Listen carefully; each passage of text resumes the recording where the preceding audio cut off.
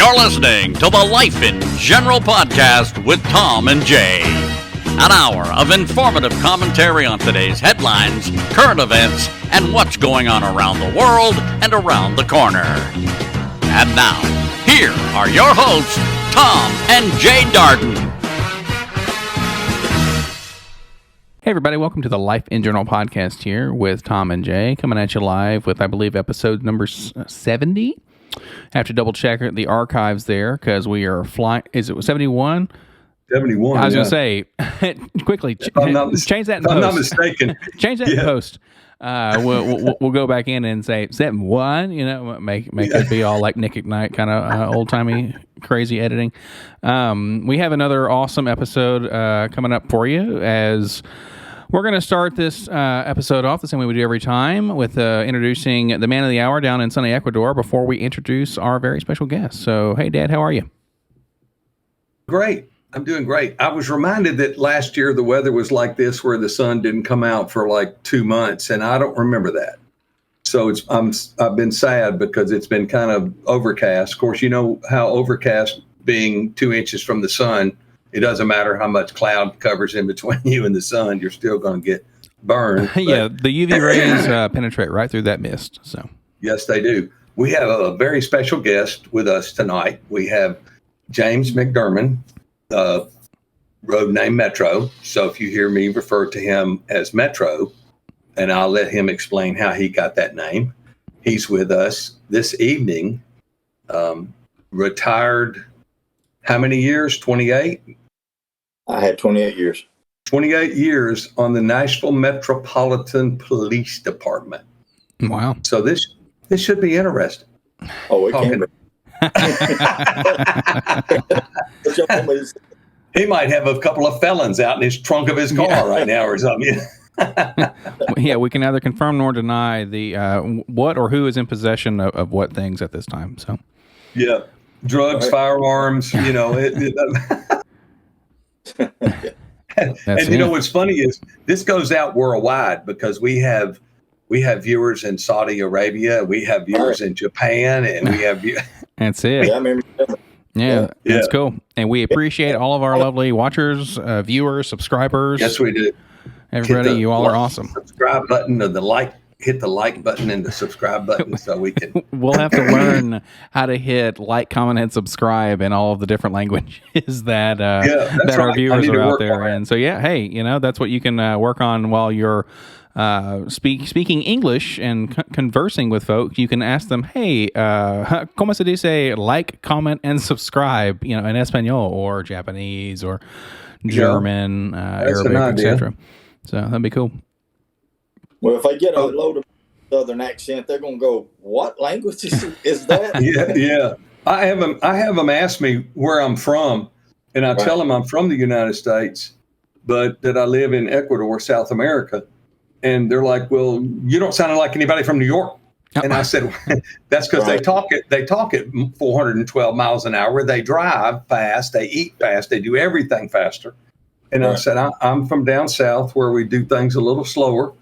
So they said, well, no, we can understand you, and we appreciate you talking slow enough for us to understand you. I said, that's my natural speed, man. I'm not changing it. Yeah.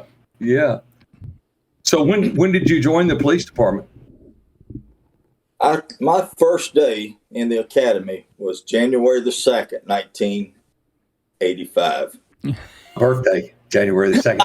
There we go. Wow. Right. And they asked me, what do you compare it to? It's really simple. It's like buying a boat. Your first day's great, and your last day to get rid of some of it's great. That's kind of what it's like. But it was totally different.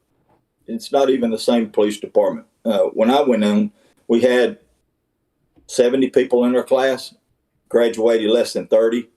Oh, wow. Okay. Yeah. It was 21 weeks, and sometimes it was 16, 17-hour days. Whoa. Now, did you do the law enforcement academy over on Donaldson Pike? Is that Nashville's got their own police academy? Oh, okay. Cool. Okay. So like the state that you're talking about, they go Monday through Thursday or Friday. They leave on Friday, come back Monday. Well, okay. Yeah, and that's just a few weeks that they do that. Ours is accredited, so there's a whole lot more. Just in criminal law, I think we had over 400 hours of just criminal law, which is just studying books and laws and horrible. Wow. It's absolutely horrible. When you say that about, I'd say roughly half of you, at least with your class specifically, graduated and passed the program, do you think that's because the physical toll or possibly the mental one? It was all, yeah, it was, because back then you actually had a physical test that you had to complete. It wasn't easy. Right. You could only fail 2 tests. If you fail the second one, you're out. Oh. So I failed my first one on the first day. Hey-o. They did a test on the first day, and they called me in. They go, "You got one more test, and you fail, you're out. And you got 21 more weeks to go." Man, I buckled down. I buckled down. I did. So, yeah, and it's just, you can kind of compare it to like the Marine Corps was in 85, how they trained you. And now, what's going on in the Marine Corps? I talked to my grandson who just got kicked out for not taking the jab. Oh, okay. That's all they ever wanted to do his whole life. When he'd already been boot camp and he was a specialist on heavy machinery, but he wasn't going to take it. But he told me that 3 people in his squad tried to commit suicide because the drill sergeant was yelling at them. Whoa. Yeah, so you see the difference.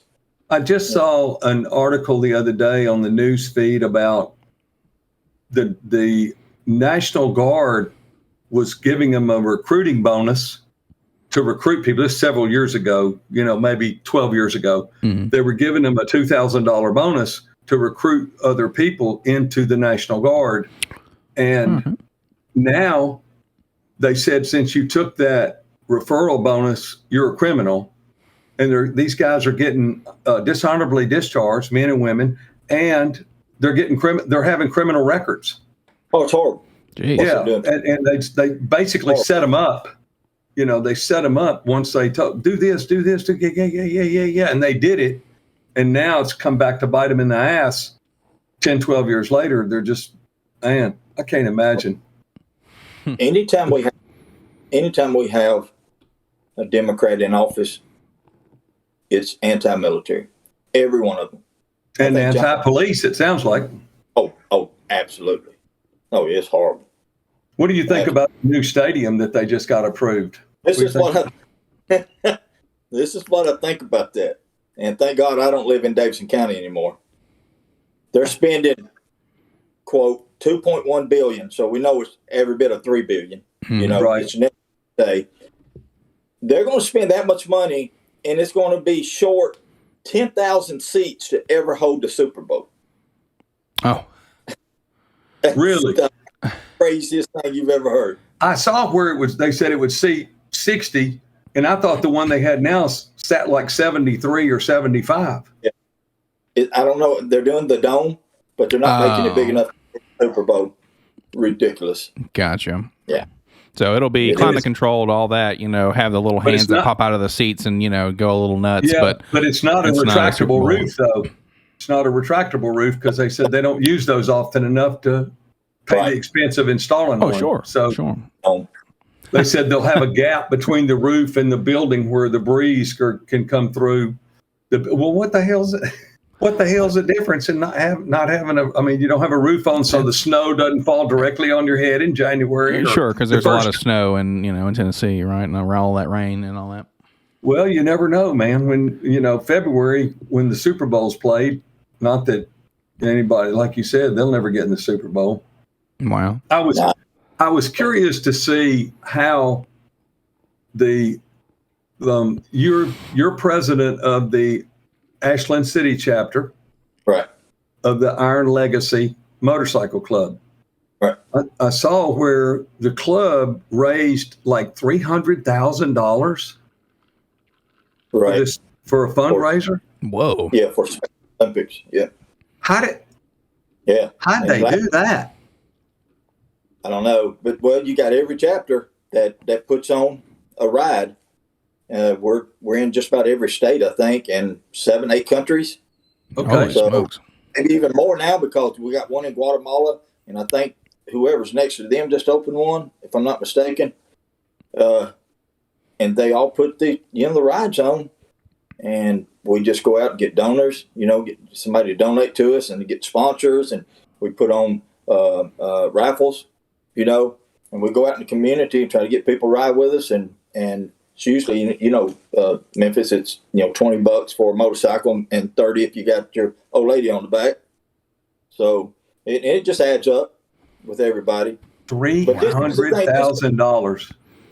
Well, last year, I think it's even more than that. Was it? Wow. I'm going to tell you, this is the difference between us, and I'm not going to mention no other clubs because we don't talk about clubs. Okay. Okay, so other MCs that I know, and they're like, how much do y'all keep back for your finances to pay for everything? I'm like, we don't keep back anything. He said, yeah, but what do you keep back to pay for the food and pay for all this entertainment? And I said, we don't keep nothing, not a penny. It comes out of our pocket, comes out of our chapter. That's just what it is. Or donations, right? Groups, they hold back 40, 50%. Groups that you wouldn't think, because they go under the cross. Right. Sure. Well, I know exactly what you're saying. Yeah, every penny. We always, you've been there. We always come out of our pocket. We always our own personal pockets for stuff like that. But yeah, I mean, I think every year it's getting bigger. Every single year it's bigger and bigger. So did you go to the yearly annual? I did not. I didn't. But I told them at the last president's meeting, when y'all move it up this way a little bit, I'll be there. Didn't they have to move it from Florida to South Carolina because of the weather? No, or had it already planned South Carolina? No, it was in Florida. What's in Florida? Oh, okay. Yeah. And last year they had a hurricane or something, same time as the party, and it was beautiful where they were. And this year was the same way this year. So it was good. But it's going to get bigger every year. That's good. Yep. That's good. Wow. How many brothers in your chapter? We got a few. We're growing. And you know how that is too. You grow, lose a couple, grow, lose a couple. That's, in and out. Maybe I need to try to start a chapter down here. Yeah, the Plias chapter. The Ecuador. Yeah, there you go. Chapter. I know we got one in Guatemala, which is every time I check on them guys, they got more and more people. Wow. And they're some big guys, man. There's some big guys down there. And I want to say Honduras, but I could be wrong about that. I thought I saw one, but I could be mistaken. I'm not seen sure. Some patches. I've seen some patches down here. Sporadically. I haven't seen more than about 5 or 6, maybe 6 at the most, guys riding together. Really? But I have seen some patches, down here in Ecuador, sunny Ecuador. But I saw, I've been here a little over a year and a half, and I think I've saw my 3rd or 4th Harley Davidson today going down the street, eating lunch, and it looked like a Road King. A guy was riding down the road because the rumble is identifiable. And I was sitting in a restaurant and I heard him coming, and I looked and he went by, and I thought, man, you don't see many of those. No, maybe 3 in a year and a half, maybe 3 or 4 in a year and a half. Yeah. Do they even have? I mean, down there where you're at, I take it they ride a lot of the scooters. Dirt bikes. A lot of them are on Japanese bikes, but really? there is a Honda. There's a Honda shop, and there's a Yamaha shop, but Harley Davidson shops are out of the question. Yeah, I don't even know where you'd go to get it worked on or get parts, or where you get parts or have them shipped in. But they are branching out because I've talked to some people that have got some deliveries from Amazon down here, or from Amazon through another shipping, way to go down here. So what are the roads like, down there? There's a lot of them that are paved, but you still got a lot of dirt roads too. The side roads, the main highway called the Via Data, it's like E40 is paved, but it's got a few potholes. But the side roads all down the sides are all dirt. They're all dirt roads. Yeah, until you get into the city. Now the city pretty well has been taken care of, and it's all pavement, asphalt, and stuff like that, because they've got this beautiful beach that they've got to take care of and protect. So yeah, so they've done a pretty good job of that down here. So you have any questions, young man? I am stifling it. Not myself, but He knows if you ask me, I'm going to tell you. That's right. That's right. Any questions? It's a scenario. I'm getting old, so I'm trying to stifle a yawn. So I'm sitting there trying to. You can yawn on this. You can yawn on this. It's your program. You can yawn on. It's my party. I'll yawn if I want to. Right.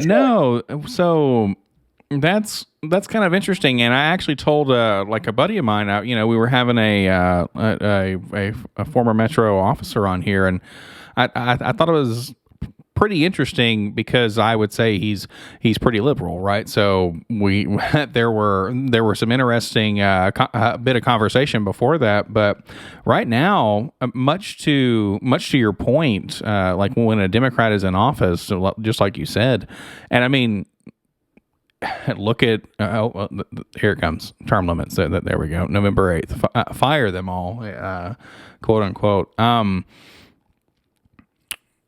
It's, I would say, a unique situation about what's going on with the relationship with law enforcement and the public, right? And it seems as though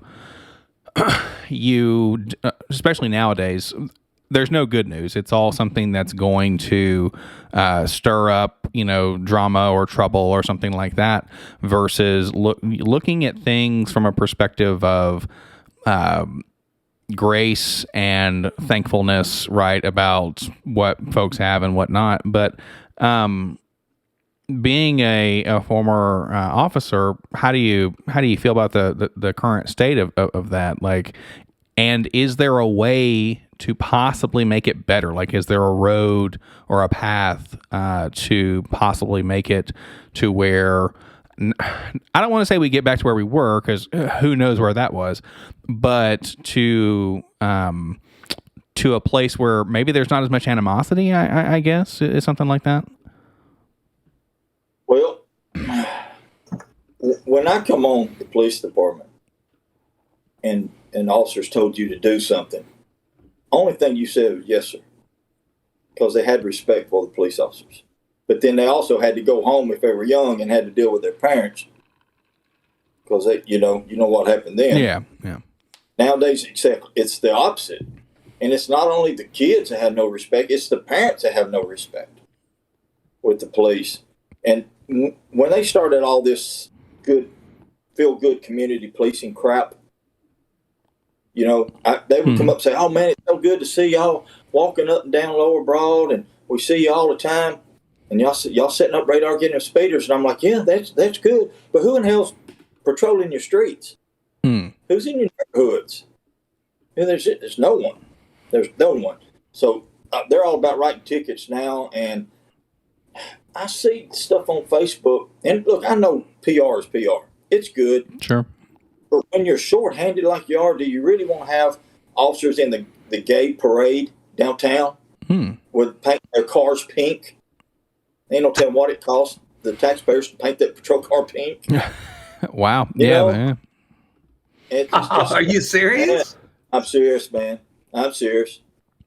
And wow, stuff like that. And honestly, I don't even know if there's a thing called police work anymore. I never hear officers investigating crimes. Okay. And, when I come on, if I got a call, if we didn't have a detective there to investigate it, you investigated it. Sometimes it'd take me a week, but I'd stay on it. Sure. It's not like anymore. They're so short-handed. that now they're not even answering wreck calls or anything anymore. Can you explain to me what that is? Please forgive my ignorance. What on what? Would you say ret call? Wreck. Wreck. Oh, okay. Yeah. Wreck. Okay. Gotcha. I'm guessing that's what you're saying. There's language. The language barrier there. I've lived in Tennessee for 34 years, and I'm like, ret call. What in the world is that? That's wow. I was thrilled to leave. And look, Chief Casey was the chief when I come on, and I appreciate him giving me that opportunity to do, and I've made a decent living and retirement out of it. But I was so happy to leave, man, and it was changing. We had liberal police officers. We had liberal chiefs from Vanderbilt, used to be professors at Vanderbilt. That was our chief. Interesting. Huh. Yeah. And it is just all liberal now. And I'm going to tell you a story on my very last day. And Tom knows how they try to screw me on my pension and everything. But on my last day, and I got along with everybody. I didn't have, there was one lieutenant that didn't like me. That's fine. It is what it is. But personally, I got along with everybody. And I remember the lieutenant stopping me in the hallway. Now, I've known this girl since she was a rookie coming out of the academy. I knew she was gay. I knew she was gay. And she said, hey, they call me Jimbo. It's, for nickname. They say, Jimbo, are you leaving this? I said, yep, this is my last day, Lieutenant. She said, why are you leaving? And I look over at my sergeant. He's like, because he has to answer the question. Right? No.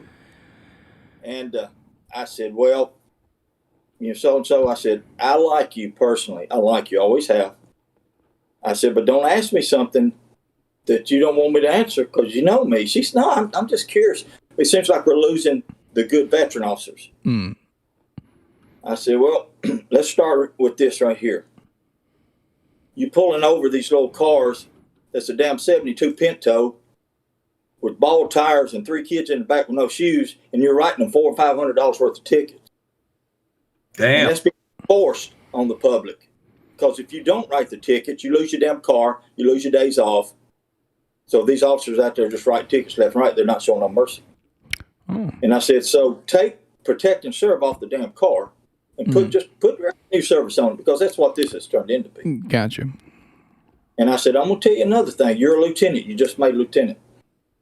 And I said, I know good sergeants that were not only on the SWAT team for years and years, but have much more experience than you and ranked higher on the test than you, and they skipped them because you're gay, you're a lesbian.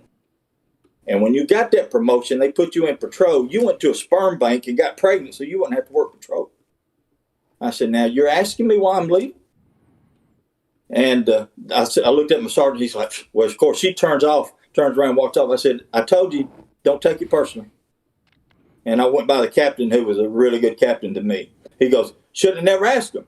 You know, you know. Whoa. And okay. that's just kind of how it's. You know, it's just kind of where it's at. They're teaching officers to snitch on other officers. Oh my. You know, I mean, and when I say snitch on other officers, I'm about like little things, little things that we just take for granted. That we would go and get a free cup of coffee or a free hamburger because they wanted us there in their restaurant. Oh yeah, yeah. But then you take something like that, you got to worry about the other officers telling on you. And then when I was on, then we handled it ourselves. We didn't have to be told not to tell on. You just didn't tell on officers. You just didn't.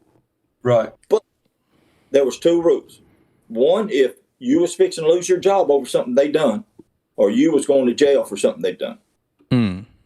Now, I've run into that a couple of times. One time we were searching a truck as a drug bust, and one of the officers, I knew he took some money out. We had already counted it. So there was several tens of thousands missing.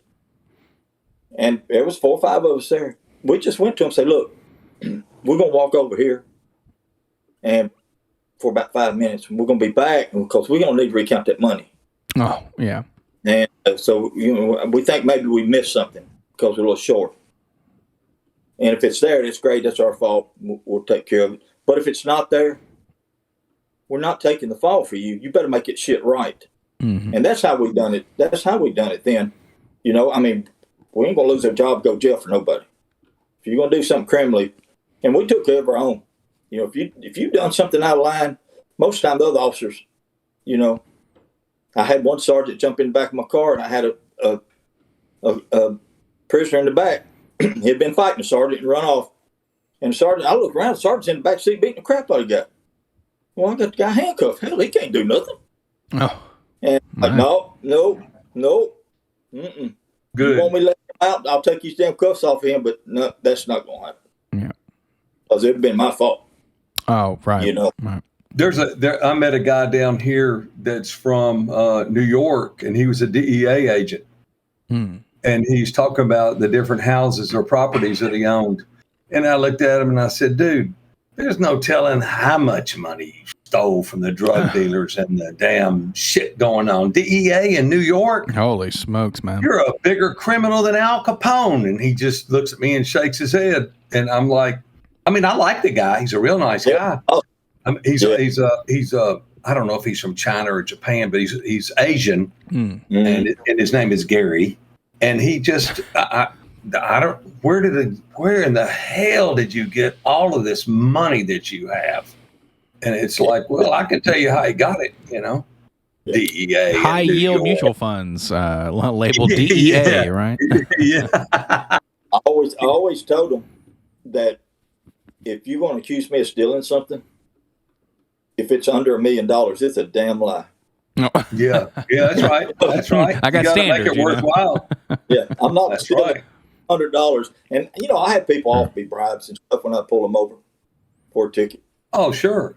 You know, Sure. Never took it, never took a bribe, honestly, there's a couple things I've done when I first come on that was probably a little heavy-handed that I could. You don't have to reveal them on here. No, you're good. But for the most part, I never mistreated anybody, you know, and I never lost the fact that I'm from the nations. How many officers get to be officers from the nations? There's only 2 of us, you know. Right. And the funny thing about that is when I worked the nations for a lot, and yes, it had its advantages, but it had the disadvantages too. I remember setting up radar and had a rookie with me, and I said, all right, we're going to give them 15 over, you know, and let's pull them over and let's write them a ticket. Well, the first 3 or 4, they're like, hey, Jimbo, man, what are you doing? Hey, you're my cousin. Hey, I tell your mama said hi. We'll go to dinner with her. Well, after about an hour and a half, the rookie looks at me and goes, I know I'm not supposed to say anything, sir, but can we move from here? I know everybody up through here. Said, where you don't know everybody. I said, that's the advantage and disadvantage of, I got a call one night and SWAT had surrounded the house over on California Avenue in the Nations, where I grew up.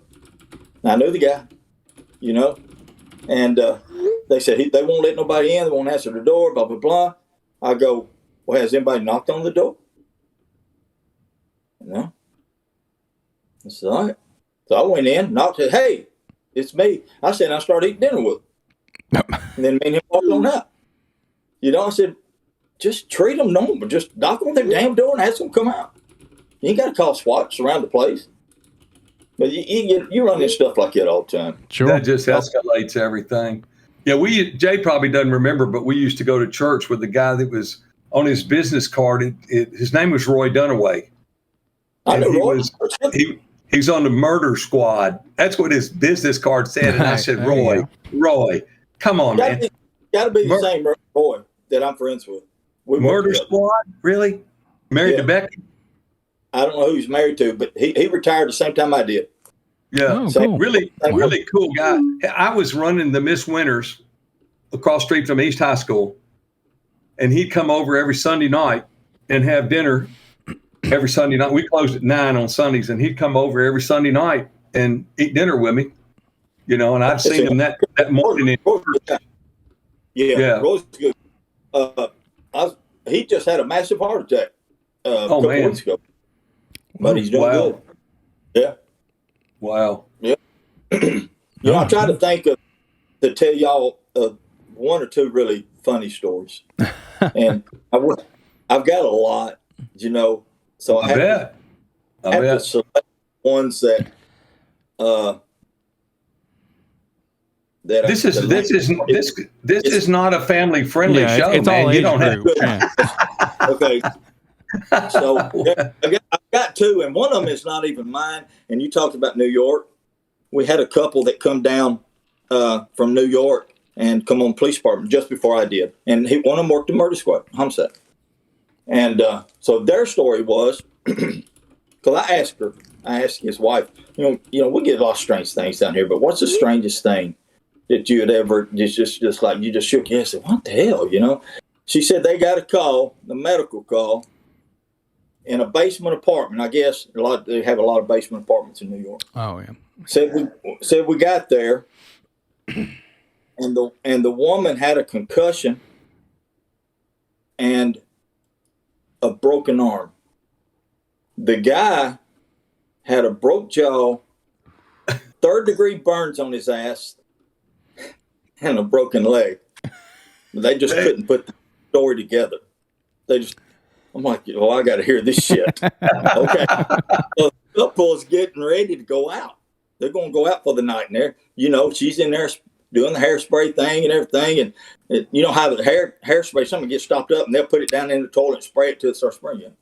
Well, he was getting ready, but had to use the bathroom. She said, well, just come on in and get ready. Use the bathroom now. I'm busy doing this. I'll just think we'll have to be in there together. Well, he was smoking. Oh, no. See where this is going. So that's the time he got up. He threw that butt down in that toilet, and it launched him like a cannon into the wall, breaking his jaw. Right? Holy shit. She flips, hits her head, and breaks her arm, knocks her unconscious. I'm like, that's crazy. I said, well, how in the hell did he get a broke leg? So when the paramedics got there, they didn't know about the burns on his ass. And they put him on the gurney and started up them steps, shaking like that. Got to twisting around, fell off the gurney, fell down the steps. Oh, man. Shit. Wow. Yeah. So, yeah. So the other one I tell that I done, and everybody likes me to tell the story. At the time, it was just what I wanted to do because I was ready to go home. So I get a call 20 minutes before I'm supposed to go home, get off work. And look, the homeless people know. They know what time you come on, what time you go off. Well, I got a call over and sent him to the park at the McDonald's. Is drunk, trying to ride a bicycle through the parking lot, keeps falling over. I'm like, man, it's 20 minutes, man. I'm fixing to go home. So I get there, sure enough, man, he's just falling all over the place. And I said, hey, man, get this damn bicycle, carry your ass back at McDonald's over in the alley and go to sleep. And I said, because I'm fixing to get off work.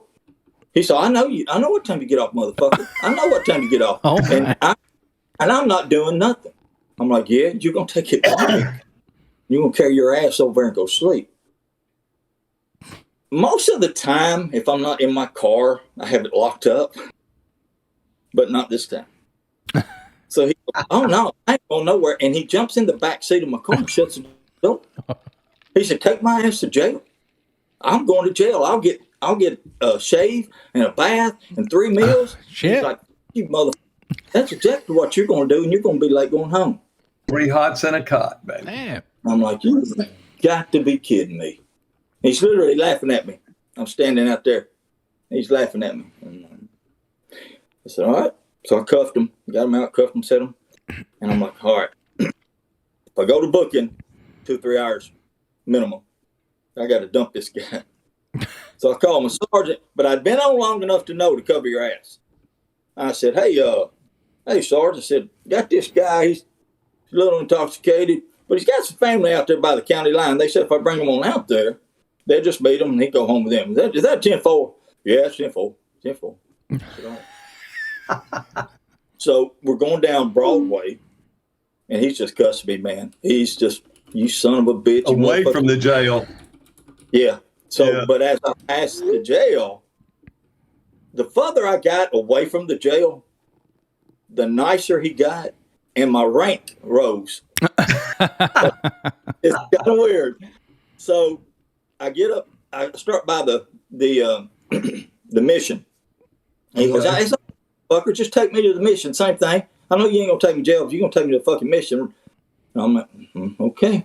I got on the interstate, and he's like, all right, Sarge, I'm good. Do what you got to do, motherfucker. I don't care. I get up on the interstate. I'm heading out, man. I'm heading out to the lake. And he goes, look here, Lieutenant. I'm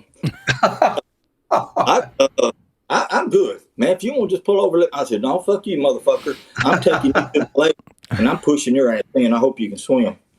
And I go on out, get off at the exit where Percy Lake is. I go around to a building. He goes, look here, Chief. I swear, man, if you just, I said, get your ass out of my car. Give me your shoes. He said, I can't swim. I said, you fucking better learn. So I took the cuffs off of him. He said, I'm sorry, man. I'll never say anything else to you. I took cuffs off of him. I got back in the car, took his shoes, and I headed on back to the house. So I can see him in the mirror going, you motherfucker. Because he had a long walk home. Well, I saw him about a week later down there at the McDonald's. And I wasn't even down there for him. I was down there for something else. He come up to me and said, officer, I hadn't had a drink. My feet sore because it took me 3 fucking days to walk back. He said, but I'm not drinking. I just want to let you know. I said, that's fine. I don't even know what you're talking about. I said, but there's a pair of shoes around that building over there. It might fit you if you ain't got none. So, yeah, it was, you used to have fun like that. You can't have fun. You can't. Oh, not anymore, man. Everybody wants to fight you. When you stop them, they want to fight your ass, man. And it's like. Well, I walked Lower Broad when I first come on. And back then in the 80s, you know what it was like. It was bars and auto shops and a bunch of bikers, the hardcore bikers. But we had this guy in a wheelchair that had a bag, we peed him. And every time we go arrest him, he'd just sling it. I'm tired of dealing with this damn guy. I'm tired of it. So we got some money together and went to the Trailways and put a sign on his neck, and he was passed out to Memphis. And we paid the ticket. They took his ass to Memphis. About 3 days later, I get the call and to Trailways. And they're wheeling this sumbitch off, and there's some note on it that said, from Memphis PD to Nashville PD, don't send this slinging motherfucker back up here to us. Oh, man, that would have been the good old days back then. Holy smokes, man. Well, we used to steal each other's car. Just, it's just nuts. Well, take the doors, make them ride home with no doors on. When did they stop riding two in a car? Did you ride two in a car for a long time? Or you'll see two in a car if they're a rookie until they get off that status. Okay. And come on, they started a thing called power shift. And the power shift was from 6 p.m. to 2 a.m. And you took all the hot calls, the robberies, the shootings, the stabbings. But I think they've done away with that. How long are you on rookie status normally? How long? Yeah, but like how long is rookie? Like when you're two into one? On an average, 6 months. 6 months. If you do really. Gotcha. If you do, and that depends on who you. I mean, if you got a piece of shit that's an officer training you, you're not gonna learn nothing. Right. Did you have the same guy or girl ride with you for that whole 6 months or the 4 months or something like that? Or I never wanted to do the MPO, the Master Patrol Officer. That's the one that trained them. I didn't want that. I like being by myself, but it seemed like every time one of them wasn't there, they put the rookie with me because they knew I'm not hot tempered or anything. Right. So yeah, if you were going to have to train a rookie now, knowing what you know, what's like hey, if I can teach you one thing and you remember and learn one thing for a rookie officer now, what would it be? Don't talk down to people. And don't embarrass nobody. You can come to this job every day, and if you embarrass people every day, you're going to fight every day. Oh, yeah. Yeah. Because nobody likes to be embarrassed. And I went out of my way to make sure that never happened. It's all about respect, man. Right. It's all about respect. On the way to booking, and I'd stop at the Crystal. Hell, I was hungry. But I'd go through the drive-thru, and I'd get him something. He goes, you getting me something? Oh, yeah, I ain't going to eat in front of you. He said, man, I hope you arrest me the next time I get arrested. I'm like, I hope you don't get arrested. Right. Yeah. When I worked at for CCA at Harding Place at the prison. Oh, yeah. And I would go to Meharry to pick people up. Yep. I would go by that Crystal on Charlotte. That's where. And I would get them something to eat. And they're like, dude, no, it's just like you said, dude, really?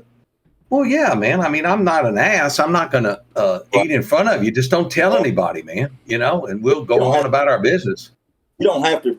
When I first come on, I saw some things that officers done. I'm like, good Lord, man, it's kind of hard, Right. But now it's way the other way. Officers get spit on and beat and shot.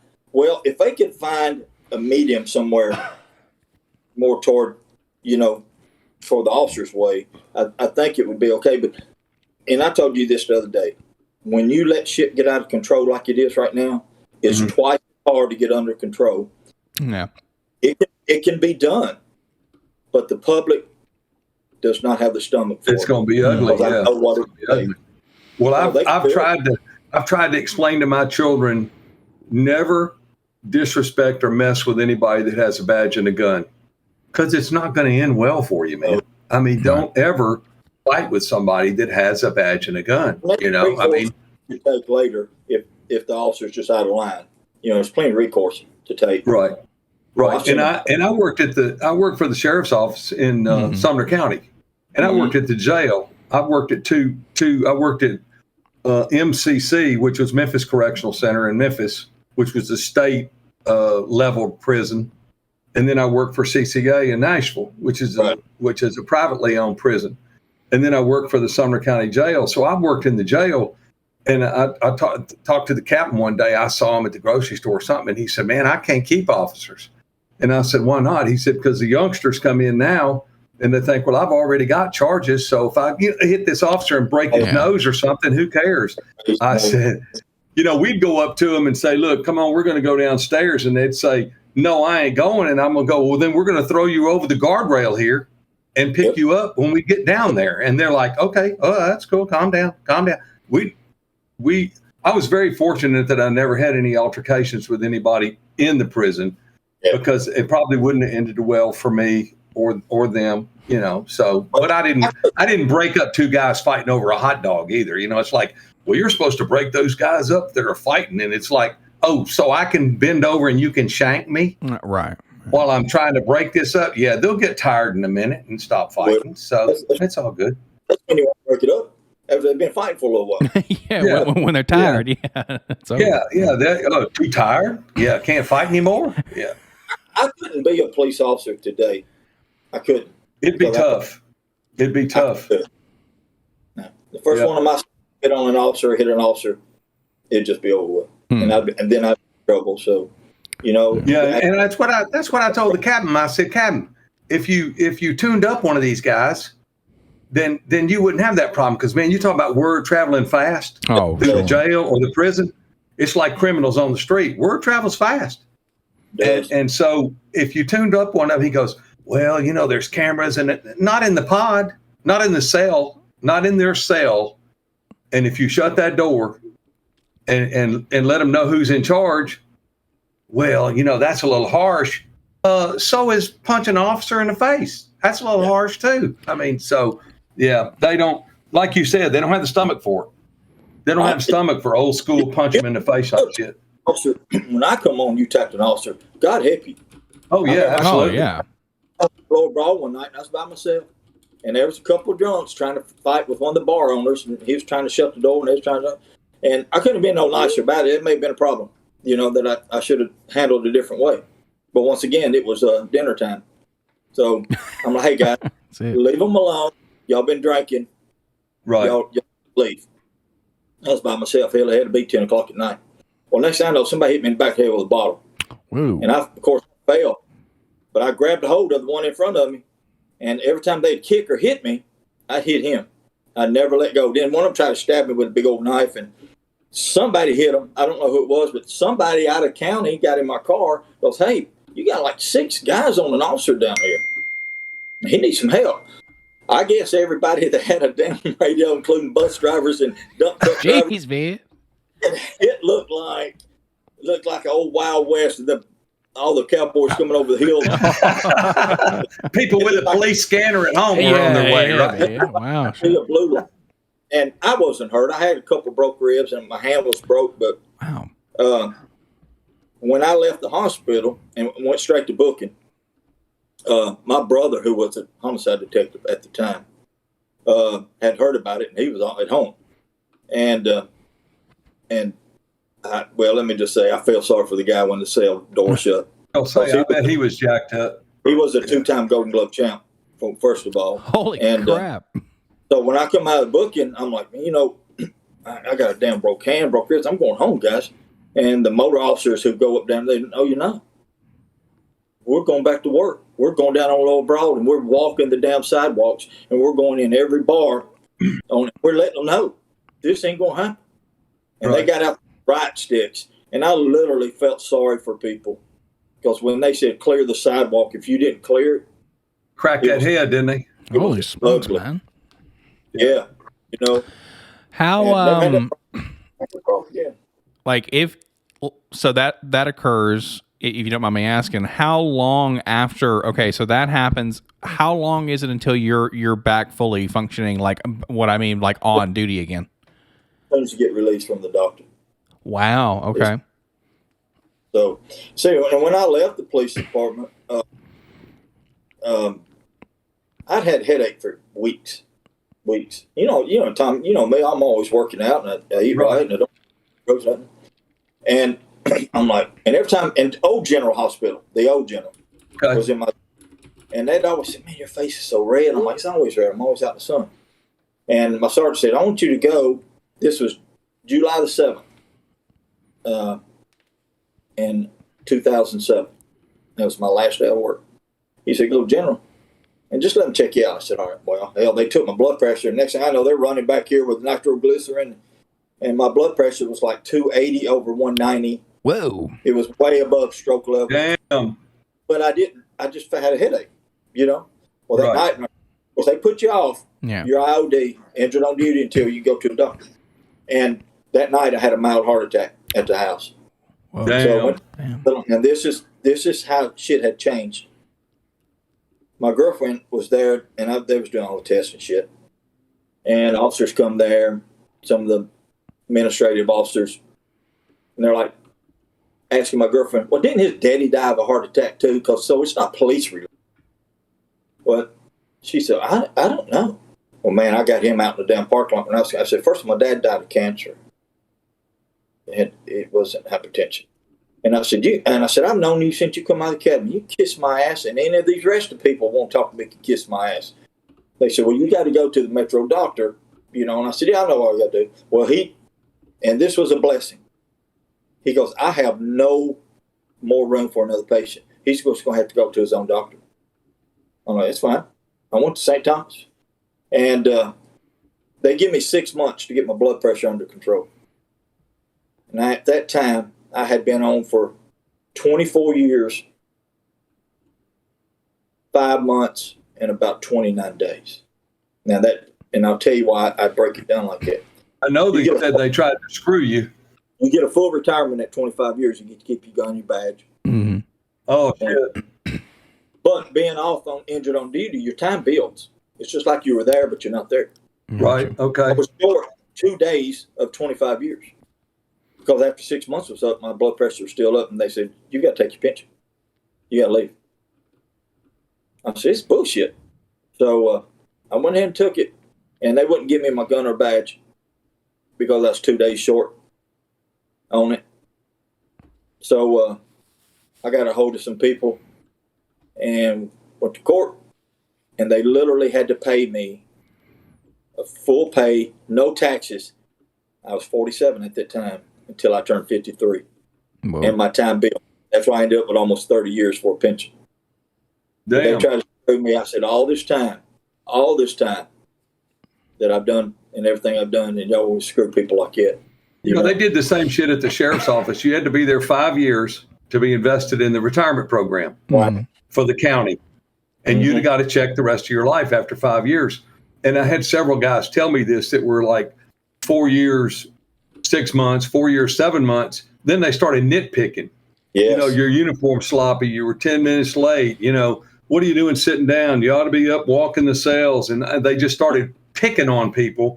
Yeah. And these cats are like, no, get off me. Get off me, man. I know what you're doing. I'm not breaking any rules. So leave me alone for the next, 3 or 4 months so I can be vested, because I'm going to stay past the 5 years if you get off of me and leave me alone. But if you keep messing with me, then it's going to get very ugly. So I had a couple of them relay that to me. Like that. They save money. If they can run you off before you get vested. Oh, sure. Money. Sure. They're going to save money the rest of your life. Yeah. Yeah. And my boys out of, I wouldn't let them go. I wouldn't let them do police work. I talked them out of it. But I mean, and don't get me wrong. I appreciate being a police officer all them years. I do, I like the job for the most part. And I was able to do some things that, and I met a lot of people. I had a lot of good offers that I could have taken, but when I left, I took up something. I told your dad about me being a bodyguard for Goober off of Andy Griffith's show. Yeah. Every time I tell somebody, I wasn't going to do it. It's going to be a driving thing, and I reluctantly went there, and I said, okay, But he was I described him. He was hard to get along with. But he had a stroke, so I said, okay. That was the reason. He started getting dementia. This is the reason he says the things he does. He goes, look, I'm going to tell you something right now, James. This is how life is. Hollywood, and that is me, we're up here. Everybody else is down here. So you need to know that. I said, well, I'm glad you think that. But let me tell you how I feel. Don't you ever talk down to nobody when I'm with you, and you don't never, ever talk down to me or cuss me. I said, well, you're going to have a fucking issue. But it took months for him to even want me there. And I was told, just go there every day. Say, Mr. Lindsay, would you like to go out and eat? And it was all, no, James, I don't need you. I don't need you. Had a very nice home, 3 stories. And one day he was sitting there watching old black and white Western. And I told Tom that. I had told Tom that. Yeah. And I'm sorry, I have to do this. And he goes, I said, would you like to go eat, Mr. Lindsay? He said, nope. I said, well, you have a good night, because I got paid regardless. Right. Okay. He said, well, hang on. Watch this movie with me. I said, all right, yeah, absolutely. Oh, black, white Western. I think it was a Gunsmoke or something that he played in. And he was asking me who all these actors was, and I was telling him, he just couldn't believe I knew. He said, how the hell you know that? I said, because my dad, when I was a kid, we'd sit and watch these old Westerns, and he would tell me who everybody was. And I don't know if that just clicked or what, but it got to the point where he only wanted me there for the last 2 years of his life.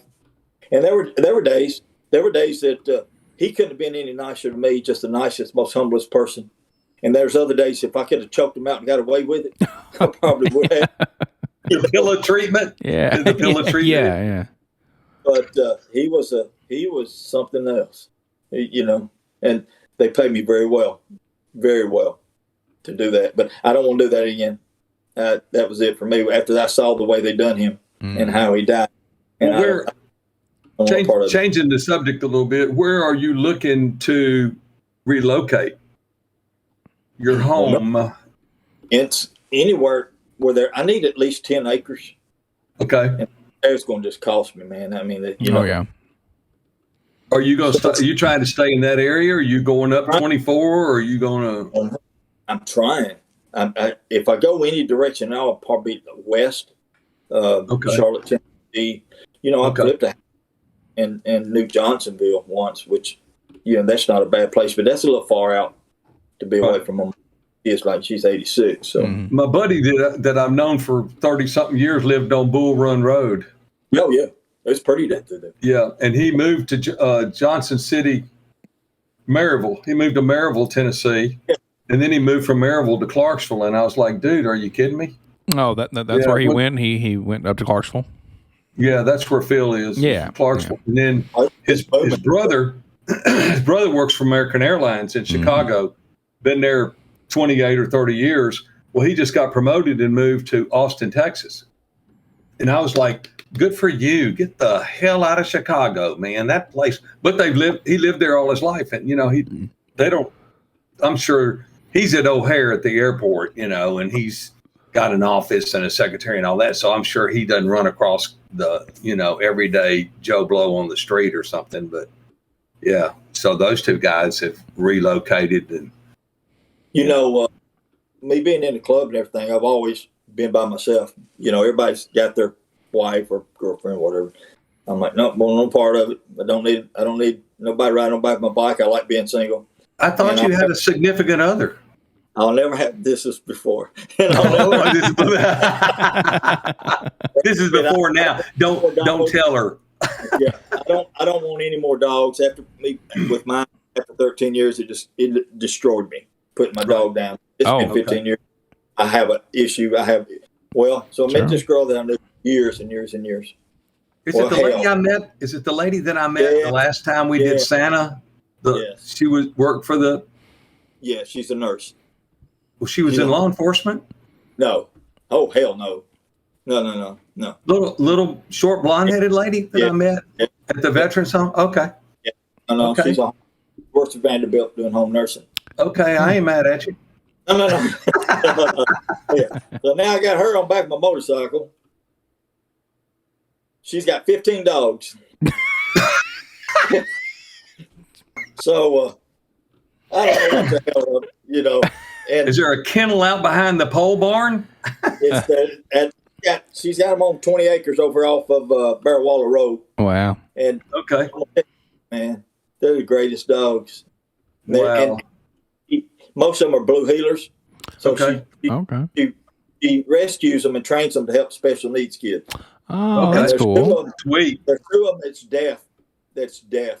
And the big one is just, he thinks he's a 14-pound poodle when he runs and jumps on you, and he squeals like somebody burning tires. He don't really bark. And when he's running, that's all you hear, man.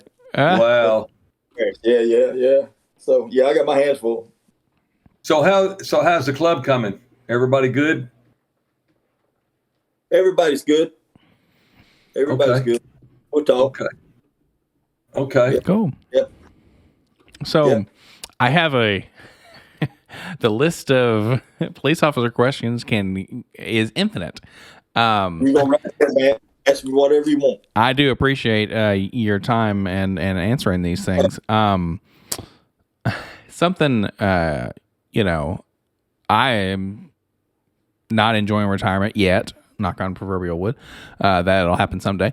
So when I'm driving to work, and I see police officers sitting there, and Dad always says, you see people white knuckling to a job they hate, and they're sitting there and they're going crazy and they're speeding and it's going nuts and they're right. And the police officers there, and they're just waiting. And I'm thinking to myself, I'm trying to assume positive intent, right? I'm out there thinking, well, if someone sees a cop, they're going to automatically slow down. It's a psychological thing, right?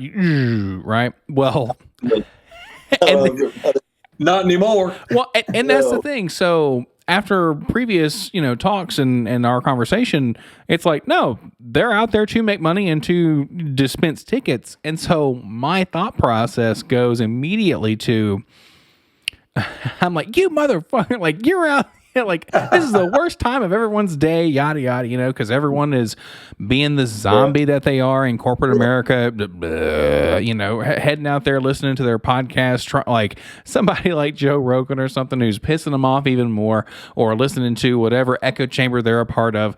And then they have to contend with that guy who it's 30 degrees outside. He's fully covered, right? He's on his motorcycle. He stepped off and he's just just sitting there, and I'm like, man. Well, you got to be talking about Hendersonville, because those 100%. Are the only cats crazy enough to ride a motorcycle. Yeah, that's all that happens here. It's just speeding, If they're on motorcycles, that is their job. Yeah, is to enforce. They don't answer calls. Gotcha. Unless some officers be hurt. But to your point, I wouldn't write any tickets the last year or two. I mean, just it had to be a bad accident or something. Gotcha. I just wasn't writing. And there's many times, and you talking about people being stressed out and fucking panicking. And I know at least 2 occasions when I had radar set up on Murphy Road, and I walked in to girls. It happened to be 2 different girls at the time I pulled over, and they were fucking just bawling. I hadn't even made it up to the window. I'm like, fuck it, go. I was going back. I ain't dealing with y'all this morning. I was going back to the car and leave. That's funny. Yeah, I mean, well, I told him, I said, if they ever wanted to solve the budget problem, they could give the HOV lane tickets in the mornings and afternoons. Nobody. But I know they won't stop them. They can't because it just screwed the traffic flow up completely. Yeah. But if they ever wanted to solve the budget, man, people go by you one person in the car at a time, and it's like, golly. If you think about this, Memphis, is officers hate stopping someone in that lane because it's so dangerous. Yeah. Oh, absolutely. They got to either go all the way across the lanes of traffic or they pull off to the left, which is even more dangerous. Yeah, and I remember, what was her name? Christy Deadman. Yeah, out there by Stewart's Ferry that got hit by a truck. Yeah, I'll never forget that, man. That was crazy. And I remember when the state trooper got hit out there at like mile marker 175 or 174 coming in on 40 to Nashville, but just outside of Dixon. He got hit by a truck too. But they never brought charges because it showed that he walked out in front of the truck. Yeah. I mean, and it was like, God, that's so crazy. Interstate. If I could, I'd try my best not to stop anybody on the interstate. Well, I tried not to stop on the interstate if I could help it, get off on a ramp or something. And I'm driving a damn tractor trailer, but I've seen these people, man, even with a flat. I had a steer tire blowout in Arkansas on the I don't remember if it's the right or the left, but I was doing 75, man, boom. And then all of a sudden that's the first and only time it's ever happened to me. And so I pulled over and I got in the lane and people were like, hey there, buddy, do you know your tire's gone and you're running the rim? And I said, yeah, I'm trying to get off the guardrail, you jackass. So the guy that can change it's got room between, the wheel and the guardrail.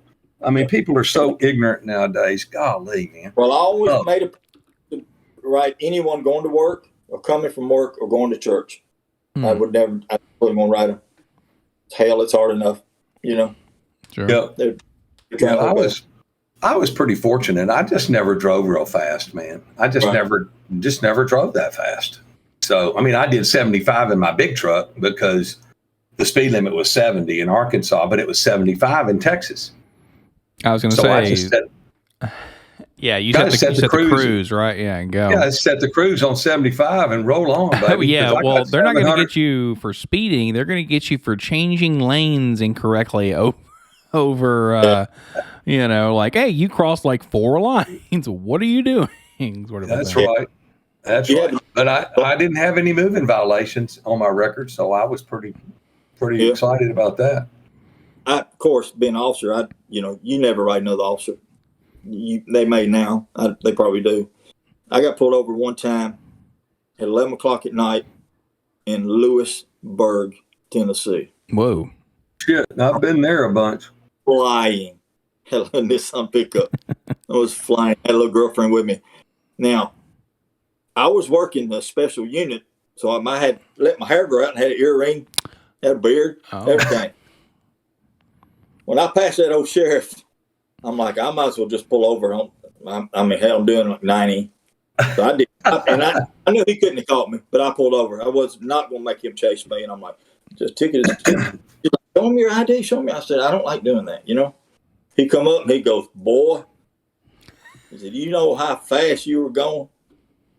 I said, well, I know that I was doing 84 once I hit my brakes.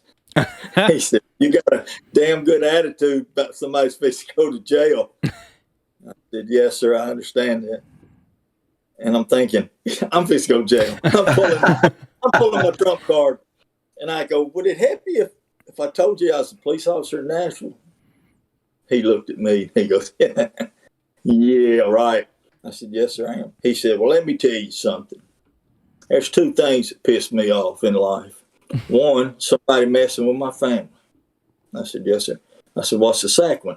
He said, somebody telling me they're a damn police officer when they're not.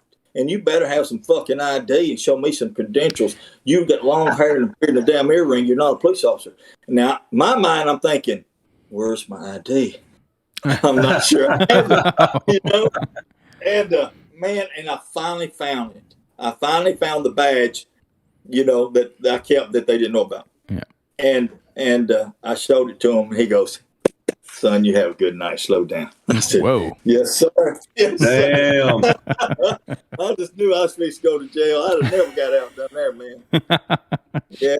We try to take, we don't, like you said, we don't write doctors, nurses, firemen, you know, other police officers, unless you just, I have had to arrest an officer. I had no choice. You know, he done hit 5, 6 cars and flipped his car and was drunk.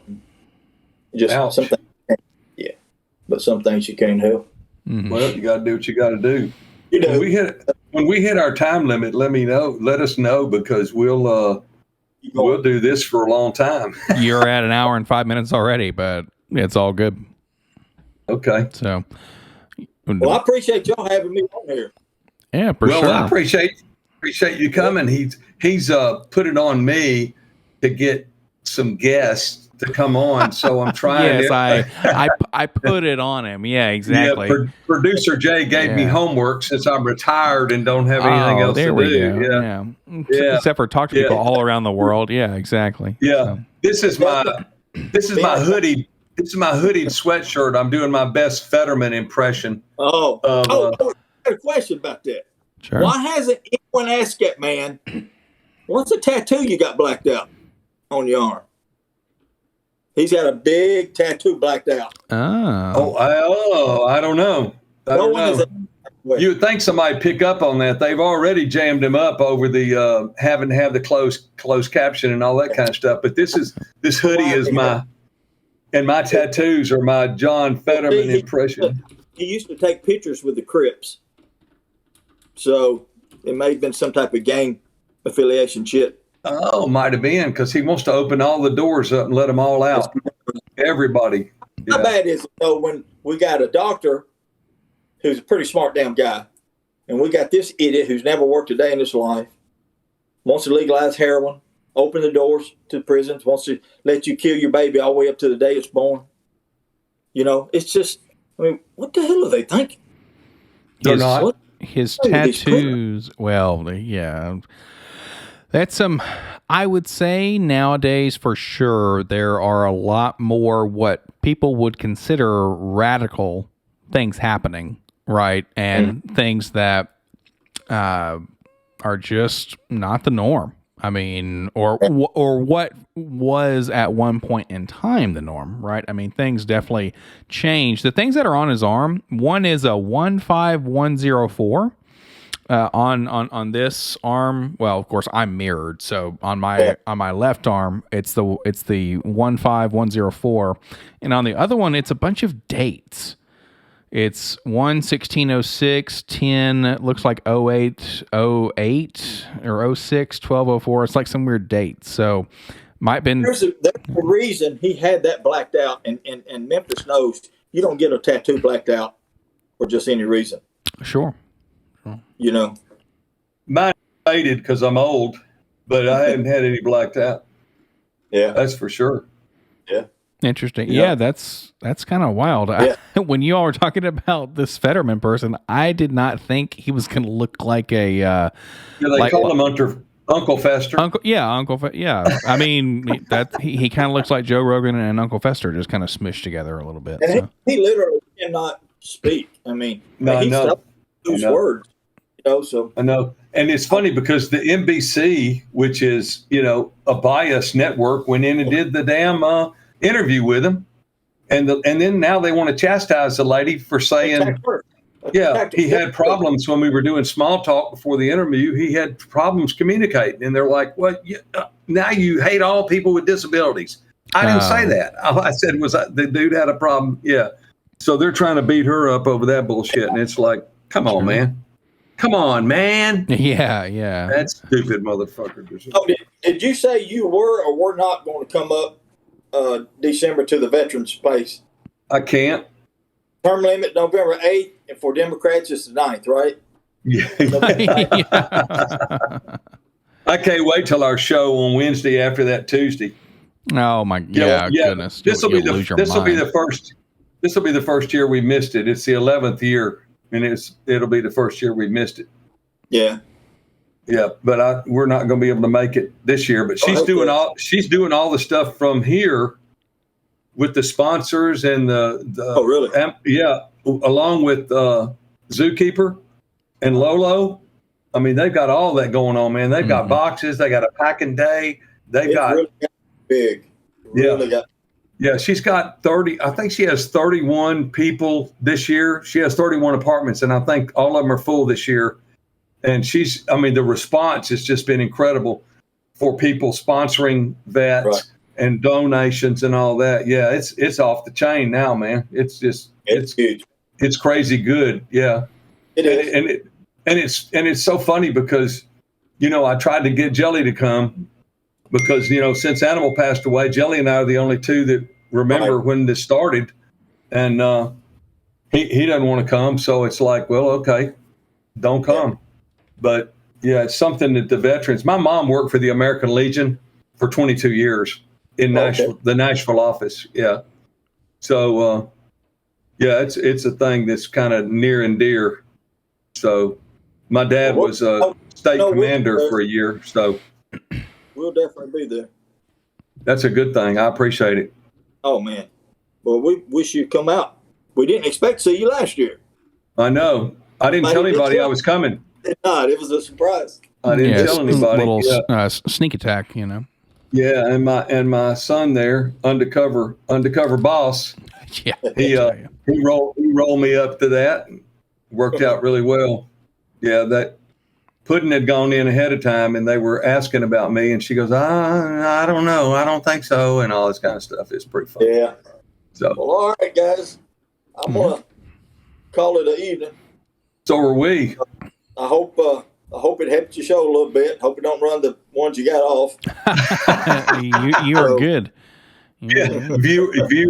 Viewership drops to 50% next. The next when it's posted. It's interesting. It kind of is weird. You have weird amalgam. Like some weeks that's it. People like you'll have also X amount of views or whatever and new subs and all of this, and then some you just don't have it. Either the title's a little wonky or the thumbnail's weird or whatever. It's just kind of out there. But I mean, in reality, we really just appreciate you coming on and, taking your time and answering some questions and just sharing some stories. I mean, it's awesome. And we appreciate everybody who can take the time to come on and especially folks who can come on and watch, and provide any sort of feedback too. Like those are the, pleasure. My pleasure. Yes, sir. That's good stuff. We really appreciate it. So, all right, brothers, y'all take care. Hey. Give us the sign off. Oh, I was going to say, thank you so much for watching the Life in General podcast here with Tom and Jay. We will catch you all in the next episode. See you. See you guys. Love you, brother. See you.